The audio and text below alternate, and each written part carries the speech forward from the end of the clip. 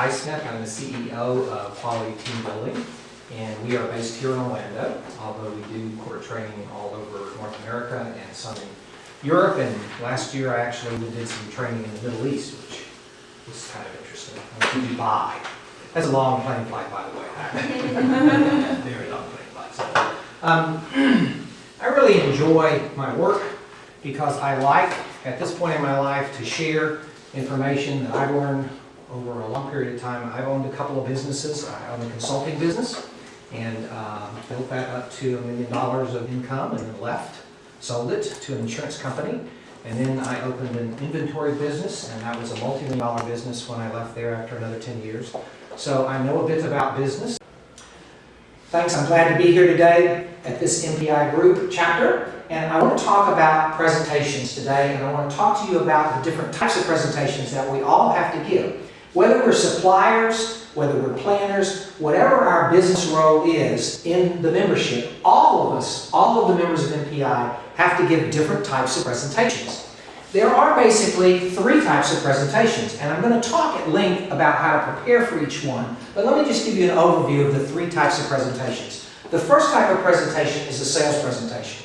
Now, I know you might not think of yourself as a salesperson. Some of you clearly are salespeople, but you might not think of yourself as a salesperson, but think of it as an influencing role. Whenever you're giving a presentation to influence someone, you're basically selling an idea or selling something. It might not be a cash transaction, but you're selling something. So anytime you're trying to influence someone, you're going to make a sales presentation. The second type of presentation is an educational presentation.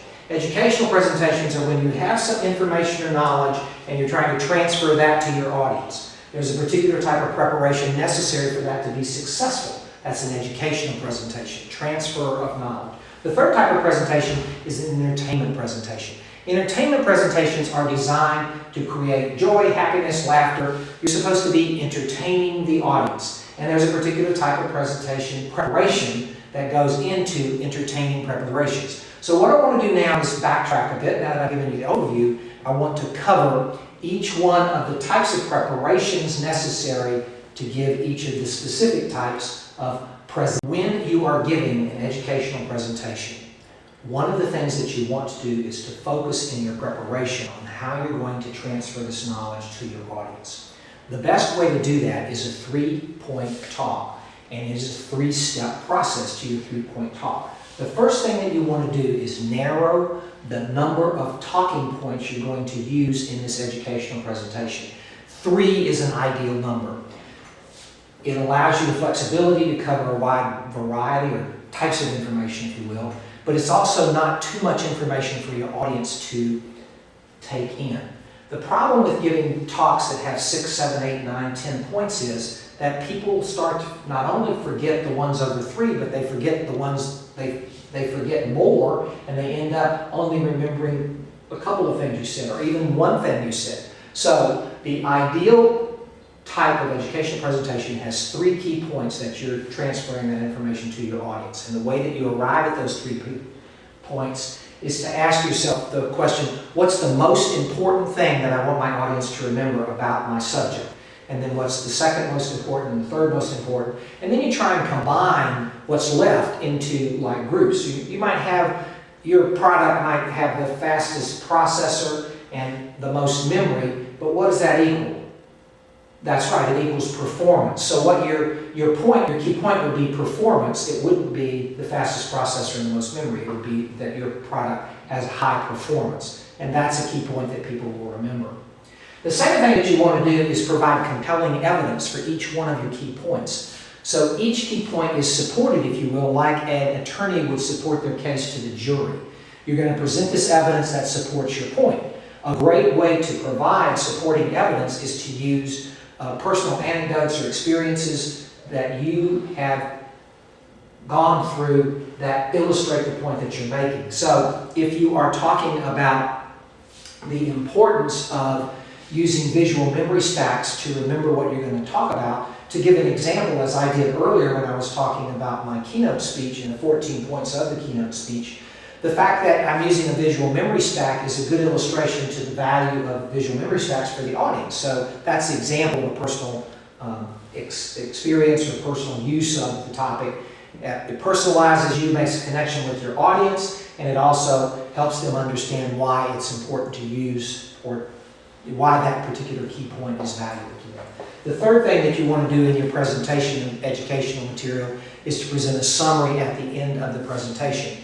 The summary provides a recap of what you have talked about to the audience. It helps, again, define what your 3 key points are, gives them to the audience all at once so they can see how they fit together. And the simplicity of it is that you simply focus on recapping. You don't provide any additional information. Why is that important?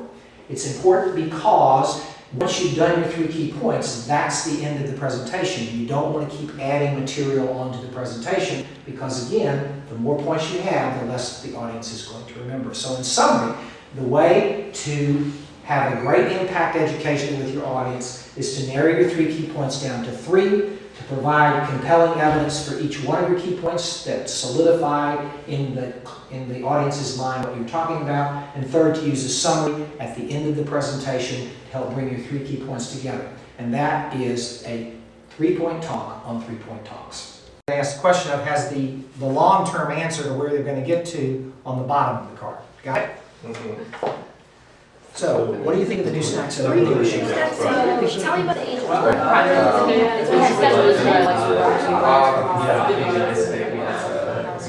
I'm sorry. You're going to describe what you're going to do is this is what you feel about the project, but you just met her, so you don't want to immediately come out of that door because you know you're going to. Okay. So, how did it feel when you were the person who was doing the talking? Bad. Why? Yes, I got to talk about the Ajax project, which I don't know, I was just making stuff up. And then it You have says obviously here, never seen any Roadrunner cartoons. no, I'm from here. The Roadrunner is international. And the company that he always buys the crap that gets him killed is from the Ajax company. Ajax.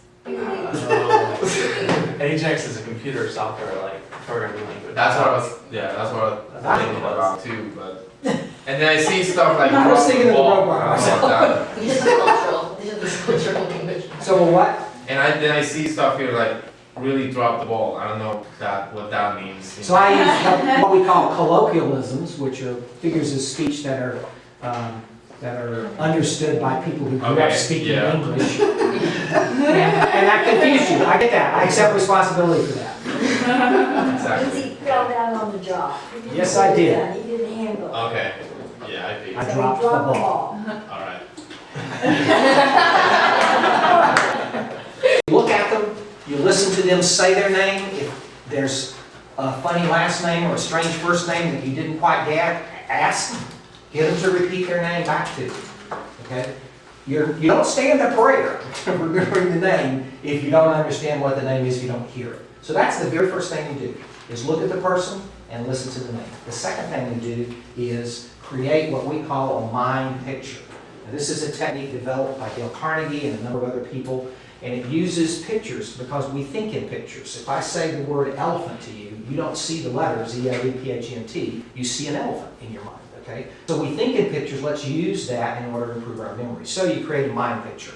My name is Rick Highsmith, okay? The mind picture for that might be a rickety bridge, a rickety kind of like a Indiana Jones Temple of Doom kind of a thing across the chasm with the alligator. Okay, so you got this rickety little shaky bridge up there, and there's somebody walking, they're holding high over their head, they're holding an anvil, a blacksmith's anvil.